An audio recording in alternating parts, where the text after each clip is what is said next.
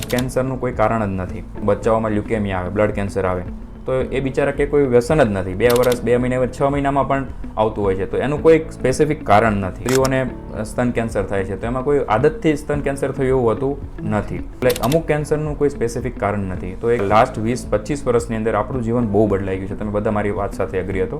તો અનિયમિત ઊંઘ, અનિયમિત ખાવું, લેક ઓફ એક્સરસાઇઝ, મેદસ્વીતા, આ બધી વસ્તુ, બ્રેસ્ટ કેન્સરની વાત કરીએ તો આપણે અત્યારે બાળકો ઓછા પેદા કરે છે, એટલે સ્તનપાન નથી કરતા.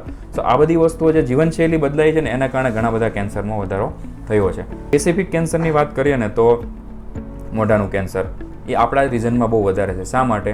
તો એની ડાયરેક્ટ લિંક છે. તમાકુ, સોપારી, ચૂનો આ જે આપણા મોઢામાં જાય છે એ આપણી ત્વચાઓને ધીમે ધીમે કરતાં હેરાન કરે છે, ઇરિટેટ કરે છે અને એને કેન્સરમાં રૂપાંતર કરવા માટે પ્રેરિત કરે છે. ફેફસાનું કેન્સર સ્મોકિંગને કારણે થાય છે. નોન સ્મોકરને પણ થાય છે પણ એના પ્રકાર અલગ હોય. અને લીવરનું કેન્સર આલ્કોહોલને કારણે